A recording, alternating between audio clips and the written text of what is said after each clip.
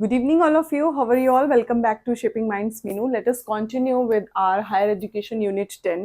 हम स्टार्ट करेंगे state council of higher education. ये क्या है? देखिए, state council of higher education हमने इससे पहले जो वीडियो मैंने अपलोड किया है उसमें मैंने आप लोगों को बताया था MOE के बारे में। उसके दो डिपार्टमेंट थे, स्कूल एजुकेशन की हमने बात की, हायर एजुकेशन की हमने बात की, और उसके क्या क्या रोल थे उन सब चीजों के बारे में हमने बात किया। अब हम देखेंगे state council of higher education ये क्या है। Many states have set up the council and advisory board to provide guidelines and norms for the appropriate functioning of the higher education institutions in the state.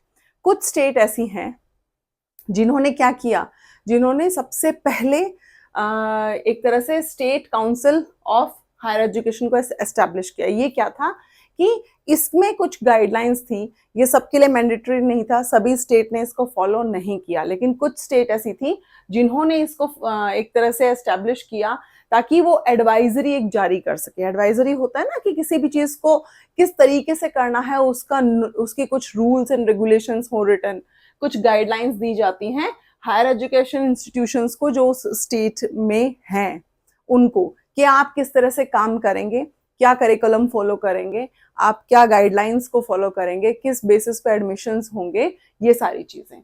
Next is these councils play the role of coordinator between government and state. ये जो state council बनाया गया ये basically क्या करता था, क्योंकि हमें अच्छे से पता है हमारा जो एजुकेशन सिस्टम है वो किस में आता है, वो आता है कॉन्करेंट लिस्ट में।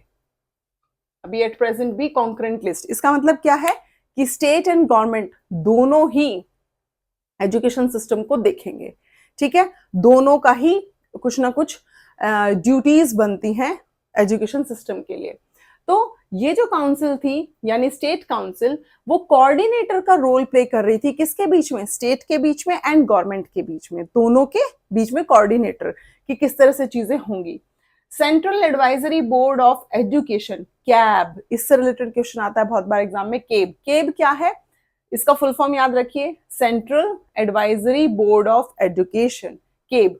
It was set up for coordination and cooperation between the union and the states in the field of education, including policy making. तो जो केब बनाई गई उसका था कि जो यूनियंस हैं और जो स्टेट है उसके बीच में कोऑर्डिनेशन होना, उसके बीच में कोऑपरेशन होना, क्योंकि तभी चीजें हो पाएंगी। अब जो स्टेट गवर्नमेंट है, क्या वो हर स्टेट के हर कॉलेज पे नजर रख सकती है, हर इंस्टीट्यूशन को ध्यान दे सकती है? नहीं। इसलिए उनके अंडर कुछ यूनियंस हैं जिनको कुछ कॉलेजेस डिवाइडेड होंगे कि आप इनका ध्यान रखेंगे, आप इनका ध्यान रखेंगे, आपकी ये ड्यूटीज हैं, रिस्पॉन्सिबिलिटीज हैं, आपको ध्यान रखना है कि कंप्लीटली जो रूल्स रेगुलेशंस हैं वो फॉलो हो रहे हैं इंस्टीट्यूशंस में या कॉलेजेस में या नहीं। तो ये क्या था, जो केब है वो यूनियंस एंड स्टेट इनके बीच में कोऑर्डिनेशन एंड कोऑपरेशन के का काम करता है एक तरह से, और पॉलिसी मेकिंग में हेल्पफुल है। अब देखिए, central advisory board of education cab, it was established in 1920। ये याद रखना है, it is very important, please keep in mind कि केब जो है वो कब एस्टेब्लिश हुआ, 1920 में। डिसॉल्व्ड, बीच में इसको खत्म कर दिया गया। कब खत्म किया गया, 1923 में। अगेन इसको रिवाइव किया गया, मींस फिर से इसको लेकर आए कि नहीं, इसके बिना काम नहीं चलेगा। केब दोबारा से आया 1935 में, ये याद रखना है, 1935 में दोबारा से आया। 1920 में बना, 1923 में खत्म, 1935 में दोबारा से केब जो है वो एग्जिस्ट है अभी, टिल अभी भी प्रेजेंटली उसी के अकॉर्डिंगली चीजें चलती हैं। Doctor Zakir Hussain, an eminent educationist and future president of India जो थे, वो ये 1935 के बाद की बात हो रही है कि इस टाइम जो डॉक्टर जाकिर हुसैन हैं उनका भी कुछ ना कुछ इस चीज में रोल था। Promote primary education. अब देखिए, जो केब है इसका हम कह सकते हैं इसके क्या फीचर्स थे, क्या काम था इसका, तो इसका काम था प्रोमोट प्राइमरी एजुकेशन को बढ़ावा देना हर एक एरिया में, हर एक रूरल एरिया में भी हम कह सकते हैं। Establishment of school in rural areas, ये देखिए कि स्कूल को एस्टेब्लिश करना, ज्यादा से ज्यादा स्कूल खोले जाएं ताकि इजी हो अवेलेबिलिटी स्कूल जाने की, ठीक है।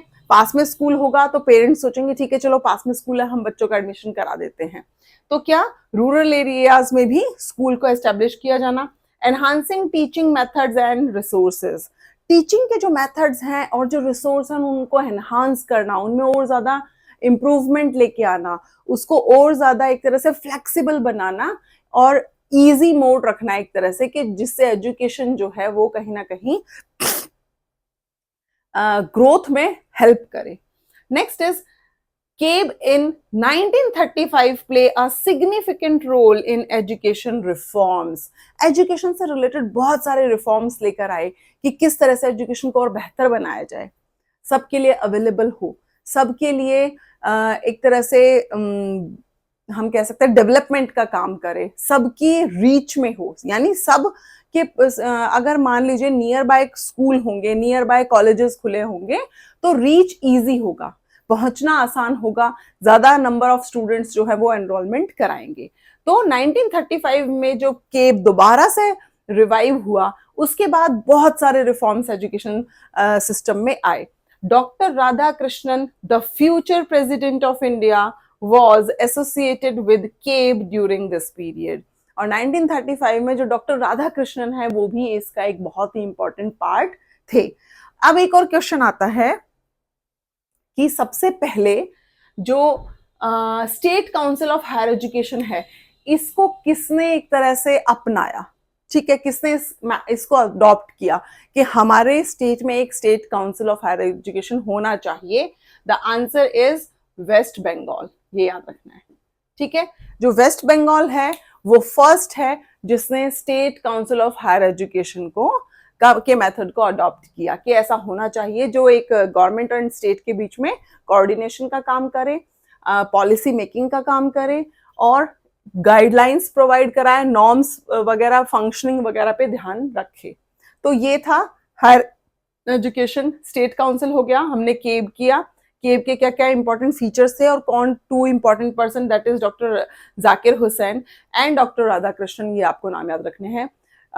कब एस्टेब्लिश हुआ, बीच में डिसॉल्व कर दिया गया, दोबारा से रिवाइव हुआ केब, उन ईयर्स को आप याद रखिए। Please do like, subscribe and share my YouTube channel. Thank you so much, bye bye and take care.